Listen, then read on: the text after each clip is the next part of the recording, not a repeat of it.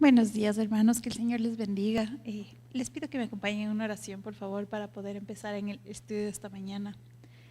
Amado Padre Celestial, gracias te damos por todo lo que eres, Señor. Gracias por lo bueno que eres con nosotros. Gracias porque nos permites acercarnos libremente a tu presencia. Gracias por tu amor, Señor. Gracias porque siempre está presente tu amor, Señor. Te pido que en esta mañana hables a nuestros corazones, Señor, que a cada uno de nosotros nos digas lo que tengas que decirnos, Señor, y que permitas que por tu Santo Espíritu nuestros corazones entiendan, nuestras mentes, nuestros corazones se dobleguen a entender lo que sea que tú quieras decirnos, Padre Santo. Te agradezco por todo esto, Señor. Te pedimos que tú bendigas este lugar, Señor, que tú bendigas con tu presencia y con tu Santo Espíritu, Señor, esta comunión de tus hijos, Señor, este grupo de tus hijos que está aquí reunido en tu nombre para aprender tu palabra, Señor. Te pido que traigas con bien a mis hermanos que están en camino, Señor, que cuides a los que no han podido venir, Señor, y que sobre todas las cosas tu nombre sea glorificado aquí, Señor. Gracias porque a pesar de que somos imperfectos, a pesar de que tantas veces te fallamos, Señor, tú nos ves con amor, nos ves con misericordia, Señor, nos perdonas y nos permites seguir como parte de tu pueblo, como parte de tu obra, Señor, como parte de tu reino, y te agradezco por eso. Te bendigo en el nombre de nuestro Señor Jesucristo. Amén. En esta mañana ya estamos en el tema 12 de este folleto, y el título de esta semana era Somos obra de las manos de Dios. Para algunos de nosotros este título a veces resulta confrontativo porque sí, vemos la obra de las manos de Dios y sabemos que es linda y perfecta y preciosa a pesar de todo lo que hemos destruido en el planeta, pero cuando se trata de nosotros a veces nos cuesta aceptar que somos una obra de Dios bien hecha para sus propósitos, que Él nos hizo conforme a su voluntad y que no se equivocó al hacernos, que nos tiene aquí para un propósito, y ese propósito es para servirle. Y pensando en eso, pensando en que Él nos ha hecho para servirle, con un propósito, con el fin de honrar y glorificar su nombre, teniendo eso en cuenta, les pido que empecemos el estudio de hoy con lo que estaba en el libro de Samuel. Vamos a leer desde el capítulo 3, versículos 1 al 10, en la versión NBI. Dice: Samuel, que todavía era joven, servía al Señor bajo el cuidado de Elí. En esos tiempos no era común oír la palabra del Señor, ni eran frecuentes las visiones. Elí ya estaba quedando ciego. Un día, mientras él descansaba en su habitación, Samuel dormía en el santuario donde se encontraba el arca de Dios. La lámpara de Dios todavía estaba encendida. El Señor llamó a Samuel y éste respondió: Aquí estoy. Y enseguida fue corriendo a donde estaba Elí y le dijo: Aquí estoy. ¿Para qué me llamó usted? Yo no te he llamado, respondió Elí. Vuelve a acostarte. Y Samuel volvió a su cama. Pero una vez más el Señor lo llamó: Samuel. Él se levantó, fue donde estaba Elí y le dijo: Aquí estoy. ¿Para qué me llamó usted? Hijo mío, respondió Elí, yo no te he llamado. Vuelve a acostarte. Samuel todavía no conocía al Señor ni su palabra se le había revelado. Por tercera vez llamó el Señor a Samuel. Él se levantó y fue donde estaba Elí. Aquí estoy, le dijo. ¿Para qué me llamó usted? Entonces Elí se dio cuenta de que el Señor estaba llamando al muchacho. Ve y acuéstate, le dijo Elí. Si alguien vuelve a llamarte, dile: habla, Señor, que tu siervo escucha. Así que Samuel se fue y se acostó en su cama. Entonces el Señor se le acercó y lo llamó de nuevo. Samuel, Samuel. Habla, que tu siervo escucha, respondió Samuel. Ya. Miren, aquí tenemos esta historia. Ya los dos capítulos anteriores nos hablan de cómo estaba la situación de la vida de Elí y la familia de él. Y Samuel en este punto de su vida era muy joven. Y sabemos que servía a Dios bajo la guía de Elí, quien era el que estaba a cargo en este momento. Y nos dice la palabra en esos versículos que no era común escuchar la voz del Señor en este momento, que no eran comunes las visiones, que no eran comunes las profecías. Y esto nos da una idea de cómo estaba la situación del pueblo con el Señor en este momento. Miren, el plan del Señor, la idea del Señor que Él nos muestra a través de su palabra es tener una relación con nosotros. No es dejar de hablarnos, no es dejarnos olvidados. Por lo tanto, debemos entender que algo estaba sucediendo completamente mal aquí en el sacerdocio. Y no es que sucedió una vez, sino que estaba algo recurrentemente mal en el sacerdocio, descaradamente mal, sin remordimientos, para que el Señor decida que no era necesario, que no había para qué hablar. ¿Ya? ¿Para qué les hablo si es que no me escuchan?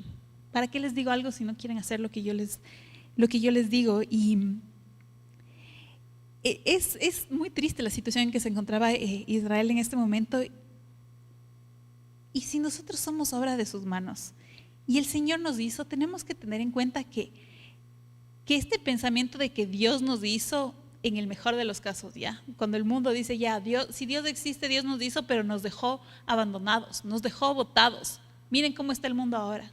Si Dios existe y nos hizo, entonces Él nos hizo y nos dejó abandonados. Eso no es cierto. El Señor no nos hizo para dejarnos abandonados o para dejarnos botados, sino que Él nos hizo para tener una relación con nosotros, para mantener esta relación con nosotros y para mantener esta comunicación con nosotros. Para eso nos creó. No solo para que seamos obra de sus manos y que Él se gloríe en todo lo que hizo, sino porque quiere estar con nosotros. Porque, no sé, algún día tal vez en el cielo le preguntemos por qué quiere tener una relación con nosotros, pero eso es lo que Él quiere.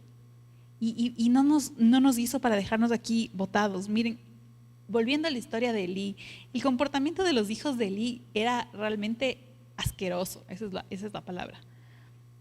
Y Elí sí fue donde ellos y les dijo, ¿saben qué, hijos? No me parece bien lo que están haciendo, pero no les detuvo, no les mandó sacando, no les retiró del lugar donde estaban haciendo eso, donde estaban robando las ofrendas que la gente entregaba al Señor, entre otras cosas, ¿no? O sea, porque eso no era lo único malo que estaban haciendo. Y no es que hicieron esto una vez, sino que ya era una cosa que todo el pueblo sabía que estaban haciendo descaradamente los hijos de Elí. Pero como el Señor le dijo a Elí que lo haría, le dijo que su descendencia, la de Elí, sería desechada del servicio y que él escogería a alguien más, y él escogió a Samuel para ser sacerdote del pueblo, aun cuando no era uno de sus hijos, ¿no? Y aquí tenemos este llamado de Samuel. Fíjese dónde estaba durmiendo Samuel. Si pensamos dónde dice que estaba durmiendo Samuel, Samuel estaba durmiendo junto al arca, ¿ya? En el tabernáculo, porque no había templo en este momento, ¿no? Entonces estaba durmiendo en el tabernáculo cerca del arca. Ahí dormía el niño Samuel o joven Samuel, ahí cerca del arca, y no le pasaba nada, y no le pasaba nada malo en la presencia del Señor. Y estamos viendo que Elí, aparentemente, de los detalles que nos cuenta la historia, dormía lo suficientemente cerca como para que, si es que él le llamaba a Samuel, Samuel escucharía, ¿no? O sea, Samuel pensó que era Elí porque seguramente se escuchaba desde donde dormía Samuel a donde dormía Elí, ¿no? No es que dormía en otra casa, no es que dormía a 10 cuadras, no, dormía en algún lugar donde era suficientemente cerca como para que le diga Samuel y Samuel diga, aquí estoy. ¿Ya? Así de cerca estaban. ¿Y por qué les digo eso? Miren, porque Samuel estaba físicamente en el mismo lugar, técnicamente en el mismo tipo de servicio, ¿ya? Sirviendo en el mismo tabernáculo, sirviendo al mismo Dios, pero el rato que se escucha la voz de Dios, se nota la relación individual y personalizada de cada uno. Samuel pudo escuchar y Elí no escuchó nada, no escuchó absolutamente nada. Estaban cerca y esto pasó 3 veces. El Señor habló 3 veces y Samuel le escuchó audiblemente. Y Elí, que estaba relativamente cerca, donde quiera que haya estado, no escuchó nada. Y esto es una advertencia para cada uno de nosotros, porque no es cuestión de que, porque estaban en el mismo tabernáculo, porque estaban cerca, porque servían en el mismo ministerio o en la misma situación o en la misma área, en el mismo tiempo. la relación era la misma. No es así. La relación de cada uno de nosotros con el Señor es personal. Pero aquí hay algo que es noble y que yo quiero rescatar, o sea, resaltar de la actitud de Elí en este momento.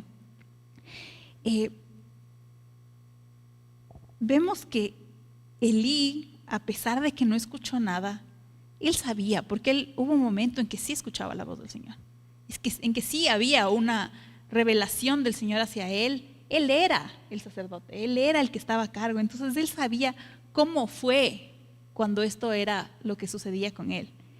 Entonces, cuando Samuel pudo escuchar la voz audible, Elí, yo considero que con mucha humildad, en lugar de tener celos de este niño que no era su hijo, que hubiera dicho, no, a ver, si Dios a alguien le va a llamar, tiene que ser a mi hijo, porque así debe ser. No, Elí con mucha humildad se da cuenta de que es el Señor y en lugar de tener celos de este niño, dice, a quien Dios evidentemente decidió usar, Elí le instruyó cómo responder al Señor. Y en eso Elí hizo muy bien.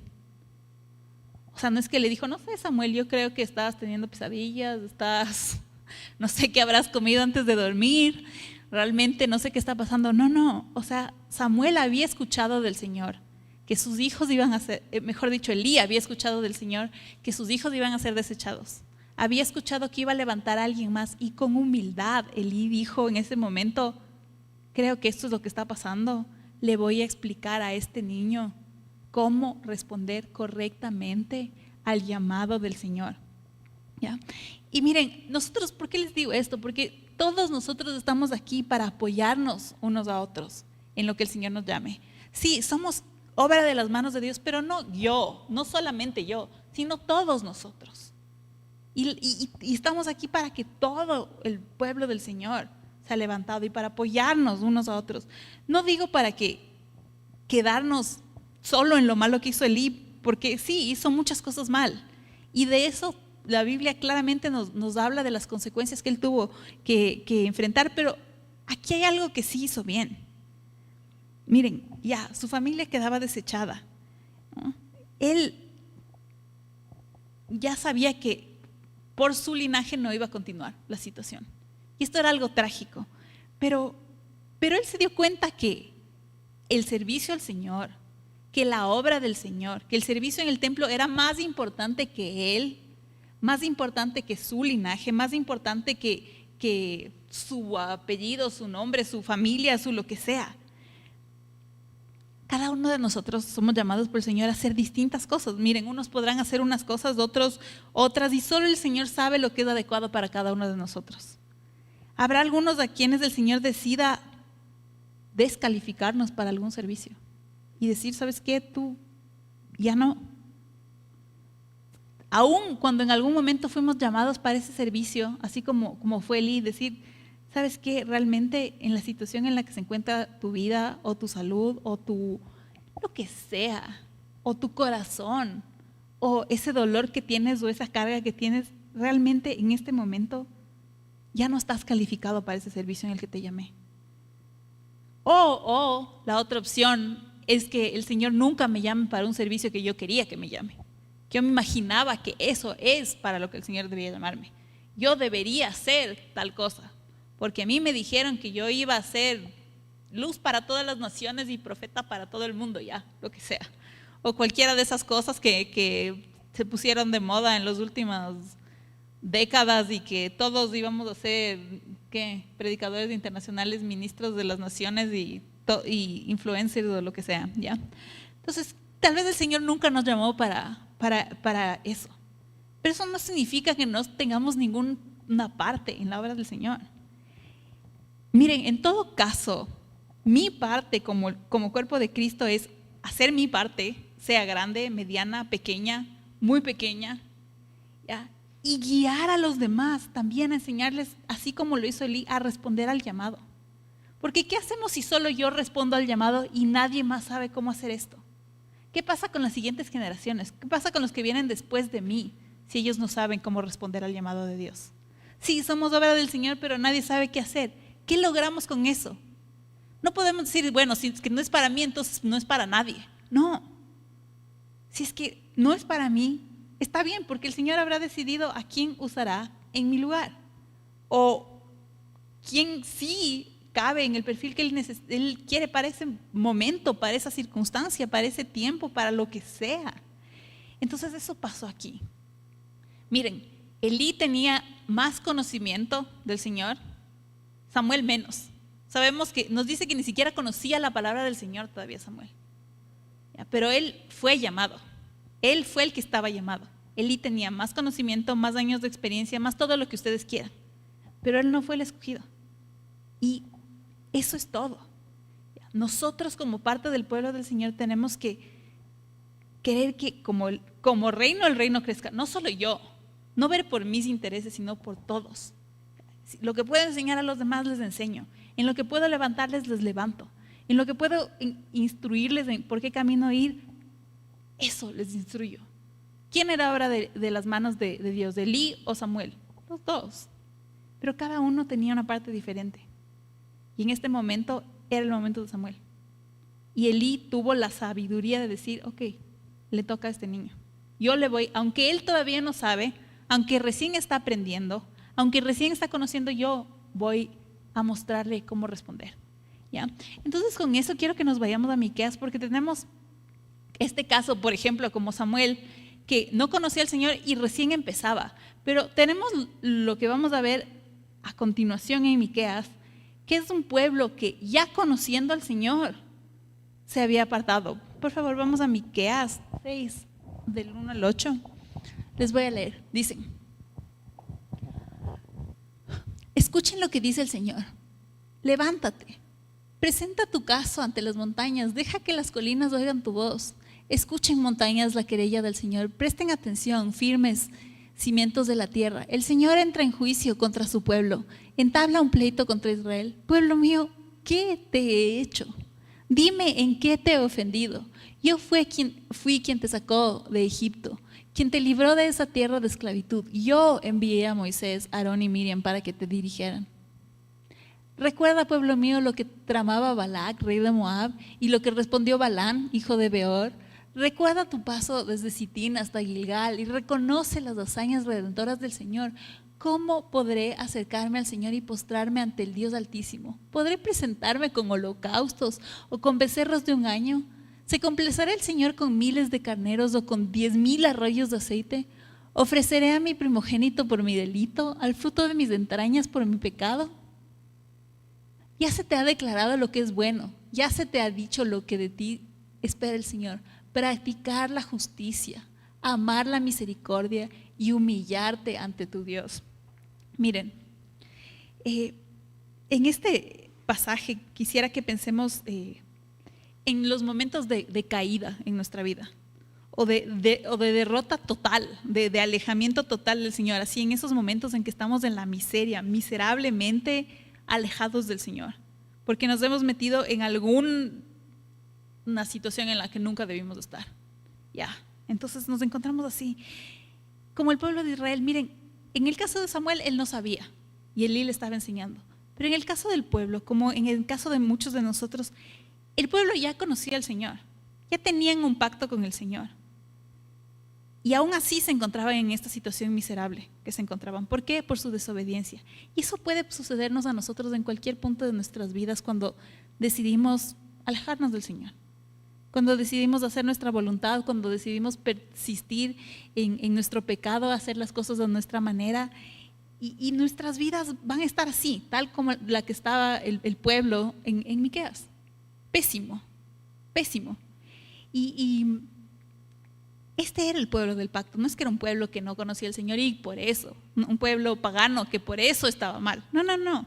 El Señor no había hecho más, como les dice en Miqueas, no había hecho más que cuidarles, demostrarles su amor, derramar sus maravillas sobre ellos una y otra vez desde que salieran de Egipto. Y el pueblo, por su lado, en cambio, parecía no cansarse de deshonrarle al Señor. Le deshonraban una tras otra. O sea, ya era algo completamente recurrente. Piense en su vida por un momento. Muchos de nosotros conocimos al Señor o fuimos llamados al servicio del Señor en algún punto de nuestras vidas. ¿ya? Hace poco o hace mucho. Y aún después de eso, después de ver las maravillas del Señor, después de ver su amor, de sentir su amor, le despreciamos. Por la razón que sea, le despreciamos. ¿Ya? Y no importa por qué haya sido, pero habiéndole conocido nos apartamos de Él. Miren, ahora leamos estas palabras que dice Miqueas y pensemos que el Señor le estaba hablando al pueblo, pero como si el Señor nos diría a nosotros, ¿no? Les voy a parafrasear el versículo 3, cuando les dice: pueblo mío, ¿qué te he hecho? Dime en qué te he ofendido. ¿Ya? Si el Señor nos preguntaría eso a cada uno de nosotros, nos diría: ¿qué te he hecho? ¿Qué te he hecho a ti para que tú seas así conmigo? ¿Qué te he hecho para que te portes así conmigo? Cuando nos alejamos del Señor y vemos la desgracia en la que se ha convertido nuestra vida, porque cuando nos alejamos del Señor, indudablemente nuestra vida se convierte en una desgracia. Al enfrentarnos con esta pregunta si el Señor nos pregunta: ¿qué te he hecho para que te portes así?, nuestra respuesta humildemente debería ser: Señor, tú no hiciste nada mal, fui yo. Esa debería ser nuestra respuesta. Fui yo, Señor. Yo no te obedecí. Yo tomé pésimas decisiones. Yo te culpé a ti por las consecuencias de mis malas acciones. Fui yo, Señor. Fui yo que estaba inconforme con lo que tú decidiste para mi vida, aunque tú sabes lo que es mejor para mí. Yo era el inconforme, Señor, no tú. Eso debería ser nuestra respuesta ante esa pregunta del Señor de: ¿qué te he hecho para que me portes así? Para que te portes así conmigo. De una vez por todas, mis hermanos, deberíamos humillarnos y decir: no fuiste tú, Señor, fui yo. Yo soy el que hizo mal. Miren, si estamos de acuerdo en que Él nos formó, en que somos obra de sus manos, creación suya, entonces seguramente debemos estar de acuerdo en que Él sabe qué es lo mejor para nosotros. ¿Ya? A veces no nos interesa saber lo que Él cree que es mejor para nosotros. No nos interesa. O a veces no nos gusta lo que Él dice que es mejor. O a veces sabemos qué hacer y hasta sabemos que sí es bueno para nosotros, pero igual desobedecemos y nos negamos a hacer lo que Él quiere. Mire, muchos de nosotros, o todos nosotros, me atrevería a decir, en algún momento, sabiendo que estábamos haciendo algo mal, dijimos: bueno, ya pues, ni modo, ¿qué más toca? Y nos fuimos por donde no debíamos.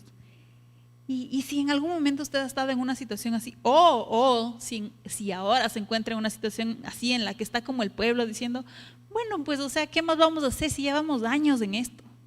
¿Ya para qué vamos a cambiar? ¿Ya para qué? Si así es mi vida, si así es la situación en la que estoy. Sí, soy obra de las manos del Señor, sí, le conozco al Señor, pero estoy ya pues en esta situación, ya voy 3 meses, 5 años, 20, 40, los que sean, ¿ya para qué?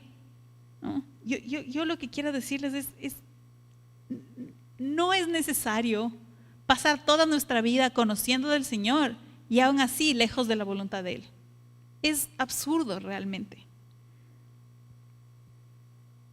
No es la otra cosa que no es necesario, es que tengamos como esta parte, alguna parte de nuestra vida diciendo: sí, Señor, esta parte entiendo que voy a hacer tu voluntad, esta parte entiendo que puedo confiar en ti, esta otra, discúlpame, pero es mía, no te metas. Miren, todo en lo que dejemos que el Señor no queramos que el Señor intervenga va a estar mal y nos va a hacer sufrir y nos va a causar dolor. ¿Por qué? Porque Él nos creó, porque Él sabe lo que es mejor para nosotros. Así, tal como cuando usted compra, aunque sea un electrodoméstico, y lee el manual, usted no va a cuestionar al fabricante: a ver, dices que conecten el tomacorrientes de 110, yo creo que mejor 220, veamos qué pasa. No, realmente no hacemos esas cosas, pero a Dios se nos ocurre que le podemos discutir todo, ¿no? Y esa es la situación. Entonces, realmente, si hemos guardado un pedazo de nuestra vida, o toda nuestra vida, o aunque sea una cosita en nuestro corazón, diciendo: Señor, esto realmente en esta área, por favor, no quisiera que intervengas, esto es mío, esa área va a estar mal y nos va a hacer sufrir. ¿Ya? La idea es que toda nuestra vida esté entregada al Señor, porque Él nos hizo por completo. Él no nos hizo porque, bueno, yo te hago para que tú veas qué haces con tu vida. No, para estar con nosotros, para tener una relación con nosotros y para que toda nuestra vida esté conforme a lo que Él quiere. Lo que deberíamos hacer es ir delante del Señor y decir: Señor, ya entendí, como dice aquí en Miqueas, que de la forma en la que he vivido no sirve de nada que yo venga con ríos de aceite para darte de ofrenda. Señor, no sirve de nada que me inscriba en todititos los ministerios y que no falte ni una semana. No sirve de nada. No sirve de nada que todas las mañanas me levante a las 4 de la mañana, porque yo creo que a esa hora se levantan los que sí son de veritas piadosos. A las 3 también ya, de la mañana a orar todititos los días para ver si ahí estamos de buenas. No, eso no va a servir de nada. No sirve de nada que traiga, como dice aquí, ofrendas de carneros, uno tras otro. No sirve de nada que hasta le ofrezca a mi propio primogénito, dice aquí. Ese no es el punto de la reconciliación con el Señor. Lo que el Señor quiere es lo que dice aquí. Miren, es que nosotros digamos: Señor, ahora sí entiendo que tú no hiciste nada mal, fui yo, Señor, y ahora lo que quiero hacer es obedecerte. Y el Señor dice: y ya sabes lo que tienes que hacer, hijo. Ya te he declarado lo que es bueno, nos dice al final. Ya te he declarado lo que es bueno, que es practicar la justicia, amar la misericordia y humillarte ante Dios. ¿Ya? Entonces tenemos los dos casos. Tenemos casos en que no sabemos qué hacer, cuál es la voluntad del Señor en nuestras vidas, porque primera vez que le conocemos y primera vez que escuchamos que nos llama, como era el caso de Samuel, o en el caso del pueblo en Miqueas, que no, sí le conocemos, pero igual hemos decidido hacer mal. No importa en cuál de esas dos situaciones estemos ahora, somos obra de sus manos y Él lo que quiere es usarnos. Entonces nosotros lo que necesitamos hacer es volvernos a Él, decirle: sí, Señor, no fuiste tú, fui yo. Tú no eres el que dañó mi vida, yo dañé mi vida por no obedecerte a ti. ¿Ya? Y practicar la justicia, amar la misericordia y humillarnos ante Dios. No creer que vamos a tapar el sol con un dedo o que vamos a tapar nuestro pecado con ríos de aceite, servicios y obras innumerables, si es que nuestro corazón no está bien con Él. ¿Ya? Entonces, con eso pasemos a la iglesia de Éfeso, porque como hemos hablado muchas veces, o sea, no es que tenemos partes aisladas de la Biblia, todo se complementa con todo, y lo que nos dice en este pasaje de Efesios para la iglesia de Éfeso es como una continuación de lo que estamos hablando en Malaquías, ¿no? Vamos a Efesios 2 del 1 al 10, por favor. En Miqueas, que estábamos leyendo antes, ya. Efesios 2, 1 al 10 nos dice: en otro tiempo ustedes estaban muertos en sus transgresiones y pecados, en los cuales andaban conforme a los poderes de este mundo.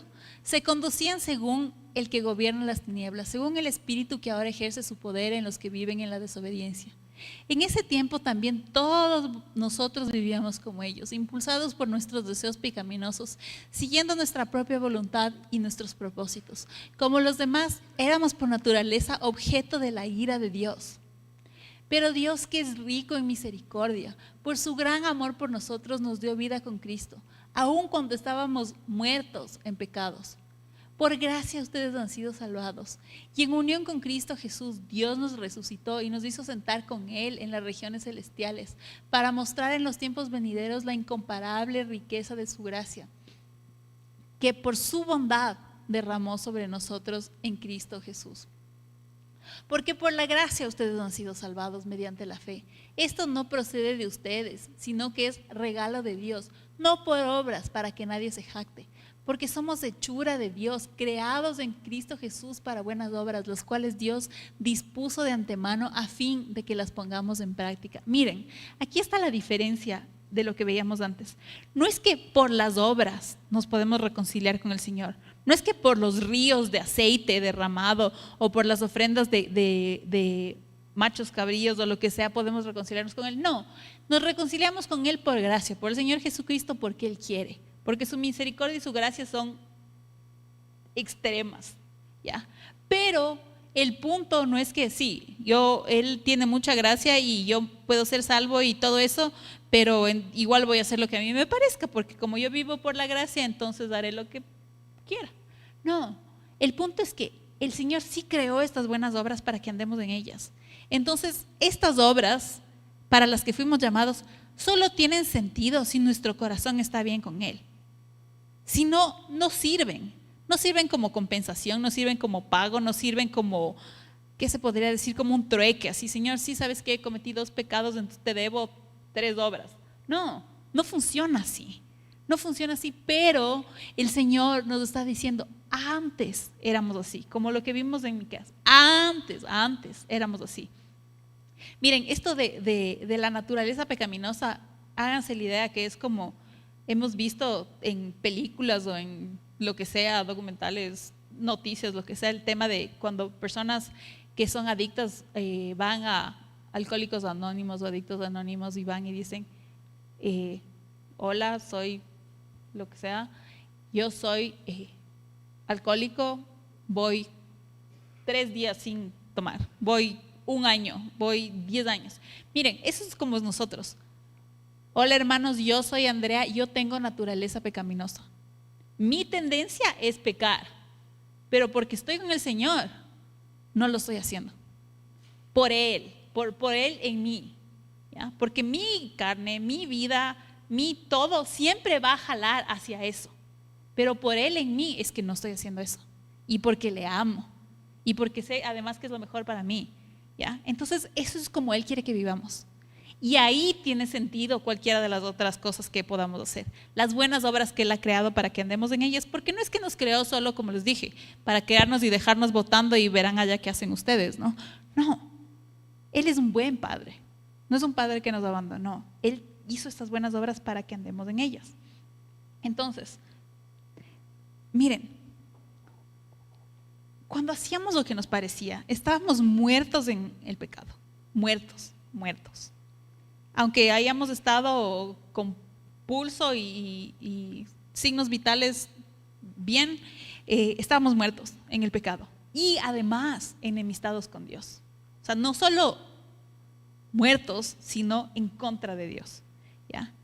Dios, como es lógico y como es justo y como debería ser, estaba molesto con nosotros. ¿Ya? Pero su amor es más grande que esa molestia que nosotros le causamos justamente. Y Él decidió no deshacerse de nosotros, no deshacerse de la obra de sus manos. Como podría haberlo hecho y como podría haber sido comprensible si es que decidía hacerlo, ¿no? Sino que más bien Él decide reconciliarse con nosotros, con esta obra de sus manos. ¿Y qué hace?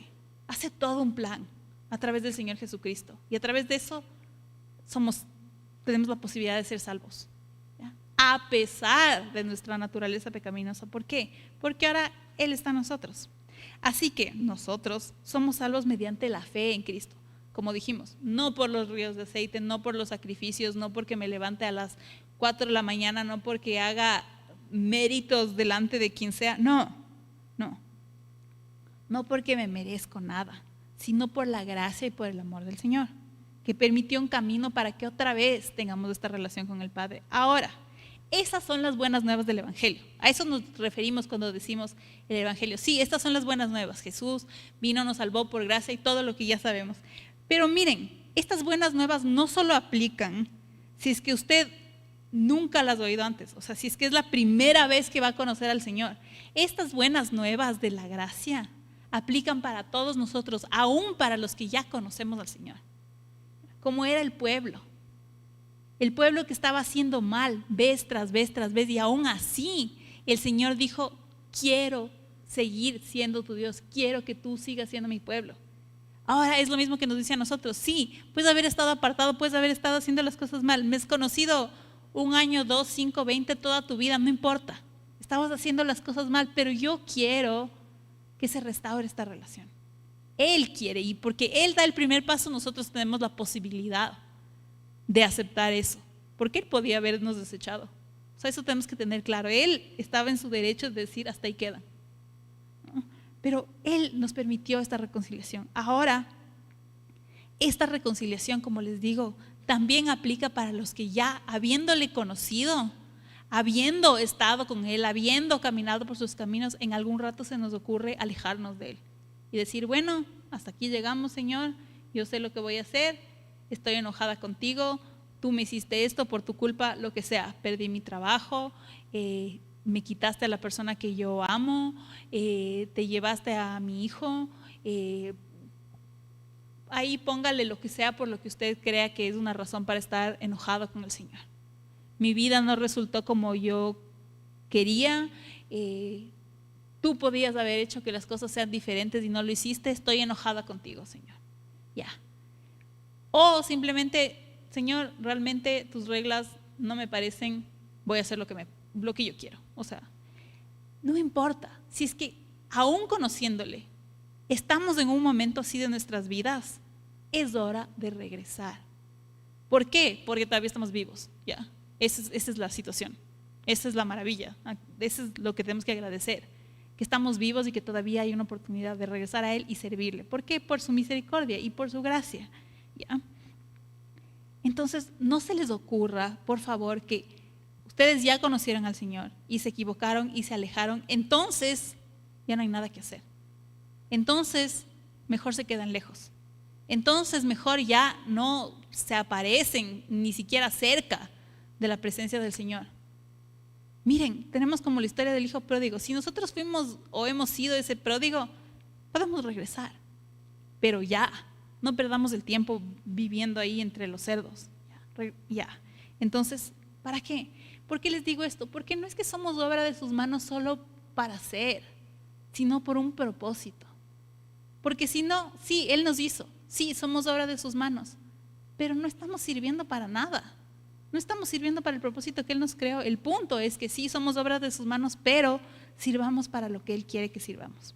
Miren, así que ya sea que es la primera vez que usted oye las buenas nuevas de Dios, o que ya escuchó pero que estaba alejado o botado o a medias, ahí está la gracia, lista, el Señor con los brazos abiertos esperándonos, ¿ya? Aún si ya conocemos sus maravillas y nos alejamos de Él, no importa, podemos volver a Él. Ya, ahora sí, con esto podemos ir a Timoteo a ver cuáles son las cosas que decía para la iglesia. Vamos a leer, leamos todos los pasajes, los últimos que son de Timoteo antes de llegar a Salmo. Les recomiendo que luego vayan a sus casas y si no lo hicieran, lean todo primero de Timoteo, que tenemos aquí versículos solo saltaditos, ¿ya?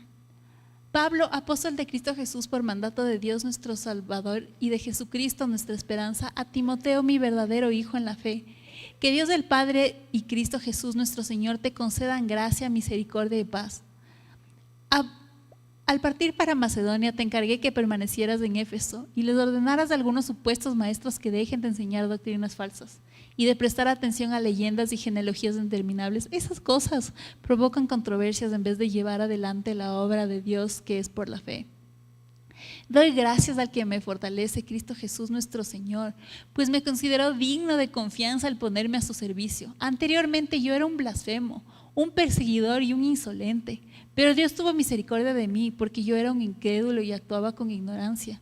Pero la gracia de nuestro Señor se derramó sobre mí con abundancia junto con la fe y el amor que hay en Cristo Jesús. Este mensaje es digno de crédito y merece ser aceptado por todos. Que Cristo Jesús vino al mundo a salvar a los pecadores, de los cuales yo soy el primero. Pero precisamente por eso Dios fue misericordioso conmigo, a fin de que en mí, el peor de los pecadores, pudiera Cristo Jesús mostrar su infinita bondad. Así vengo a ser ejemplo para los que, creyendo en Él, recibirán la vida eterna. Por tanto, al Rey eterno, inmortal, invisible, al único Dios, sea honor y gloria por los siglos de los siglos. Amén. Ya. Solo una pequeña cosa aquí. Miren, Pablo estaba en esta situación de la que estamos hablando. Él había conocido del Señor toda su vida, y no solo conocido un poco, sino era recontra erudito en la palabra del Señor. ¿Y qué estaba haciendo? Todo lo que no debía. Y él se pone ahí, yo era pecador, pero Dios ha tenido la misericordia de aún así usarme, después de que conociéndole hice todo pésimo, ¿ya? Entonces, esa es la esperanza que tenemos cada uno de nosotros. Continuemos en esto de Timoteo. Nos dice, así Así que recomiendo, ante todo, que se hagan plegarias, oraciones, súplicas y acciones de gracias por todos, especialmente por los gobernantes y por todas las autoridades, para que tengamos paz y tranquilidad y llevemos una vida piadosa y digna. Esto es bueno y agradable a Dios nuestro Salvador, pues Él quiere que todos sean salvos y lleguen a conocer la verdad. Porque hay un solo Dios y un solo mediador entre Dios y los hombres, Jesucristo hombre, quien dio su vida como rescate por todos. Este testimonio Dios lo ha dado a su debido tiempo, y para proclamarlo me nombró heraldo y apóstol. Digo la verdad y no miento. Dios me hizo maestro de los gentiles para enseñarles la verdadera fe. Quiero pues que en todas partes los hombres levanten las manos al cielo con pureza de corazón, sin enojos ni contiendas. ¿Ya? ¿De qué nos sirve conocer al Señor si nuestro corazón está lleno de enojos y contiendas? ¿De qué nos sirve? De nada. O sea, no importa que digamos que conocemos, no importa que ya sepamos, no importa si nuestra vida y nuestro corazón no está conforme a lo que el Señor quiere, en lo más profundo de nuestro ser sigue reinando la naturaleza pecaminosa y nosotros tenemos que estar ahí como todavía aplastados por el pecado, no ha servido de nada. O sea, el Señor vino para que seamos libres de eso, libres y ahora tener esta posibilidad de levantar al Señor alabanzas con nuestros corazones de acuerdo con lo que Él quiere, a cuentas con Él. Ese es el punto. Cuando alabemos, cuando vengamos aquí en un momento que empezamos la alabanza, sí, que nuestros corazones estén bien con Él. No solo que sepamos de Él, no solo que asistamos a la iglesia, no solo que tengamos una idea de que Dios existe, no, que nuestros corazones estén bien con Él. Y leamos ahora esto del martes. Se dice y es verdad que si alguno desea ser obispo, a noble función aspira. Así que el obispo debe ser intachable, esposo de una sola mujer, moderado, sensato, respetable, hospitalario, capaz de enseñar. No debe ser borracho ni pendenciero, ni amigo del dinero, sino amable y apacible. Debe gobernar bien su casa y hacer que sus hijos le obedezcan con el debido respeto. Porque el que no sabe gobernar su propia familia, ¿cómo podrá cuidar de la iglesia de Dios? No debe ser un recién convertido, no sea que se vuelva presuntuoso y caiga en la misma condenación en que cayó el diablo. Se requiere además que hablen bien de él los que no pertenecen a la iglesia, para que no caiga en descrédito y en la trampa del diablo. Los diáconos igualmente deben ser honorables, sinceros, no amigos del mucho vino, ni codiciosos de las ganancias mal habidas. Deben guardar con una conciencia limpia las grandes verdades de la fe. Quiero que primero sean puestos a prueba y después, si no hay nada que reprocharles, que sirvan como diáconos. Asimismo, las esposas de los diáconos deben ser honorables, no calumniadoras, sino moderadas y dignas de toda confianza. El diácono debe ser esposo de una sola mujer y gobernar bien a sus hijos y su propia casa. Los que ejercen bien el diaconado se ganan un lugar de honor y adquieren mayor confianza para hablar de su fe en Cristo Jesús. Miren, entonces aquí hablamos de que ya, primero el Señor nos hizo, segundo nos llama, ya, ahora debemos revisar cómo está nuestro corazón y después ver cómo está nuestra vida y nuestra casa. ¿Por qué? Porque en ese orden podemos saber si estamos listos para el siguiente paso, que es servir al Señor en las buenas obras que Él tiene para nosotros, ya sea como obispos o como diáconos, en el ministerio que Él nos llame. Mire, si nuestra casa está hecha un desastre, hay una emergencia ahí.